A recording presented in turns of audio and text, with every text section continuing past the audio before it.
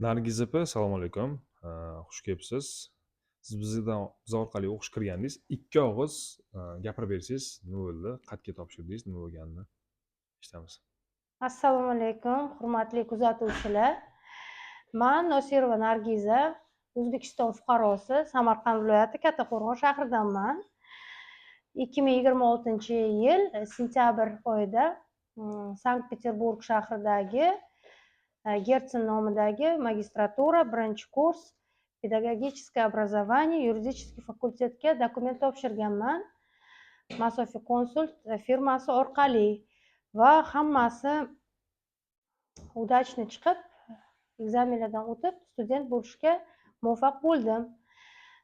Ochniy fakultetda o'qiganligim uchun RVPOga dokument topshirdim 8-dekabrda va hozirgi kunda 16-mart kuni 2026-yil RVPOga shtamp urib berishdi. 3 yil urib berishibdi sizga. 3 yilga 2028-yil 27-fevralga qadar. Дальнейшем planlar vид на жительство xudo xolasa. Keyingi harakat nasib bo'lsa diplomni olgandan keyin keyingi yil 2027-yil VNJga topshirmoqchiman. Xudo xolasa. Bundan tashqari oila a'zolarida kimlar sizni bizga topshirishgan o'qishga? Oila a'zolarimdan birinchi bo'lib Bozorov Mehriddin katta o'g'lim topshirgan. Shu firma orqali va zavodchniy PGUPSda ta'lim olyapti, 3-kurs temir yo'l institutida.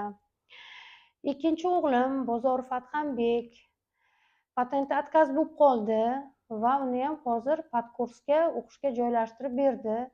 Masofaviy konsult firmasi ballari hozir uniki ham harakatda va migratsion kartasi уже protsessda.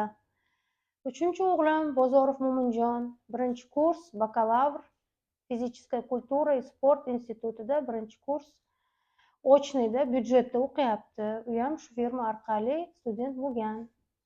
Nima maslahat berasiz qolganlarga, o'tganlarga? Hurmatli kuzatuvchilar, men ham boshida buni ertak deb o'ylagandim. Kirishimdan oldin mana Ma'rifjon o'ziga ham aytdim. Bu mo'jizaga faqatgina mana shu pechat qo'yilgandan keyin ishondim. Mana o'zim ham, 3 o'g'lim ham student. To'rtovimiz birga Sankt-Peterburgda ta'lim olyapmiz. Kelinglar, ishoninglar, topshiringlar dokumentlarni kelajakda va bispatent harakatda bo'lishga intilinglar. Opajon, omadingiz bersin, ishingizga rivoj, дальнейшем uylarni ham olishga nasib qilsin. Salomat bo'ling. Katta rahmat.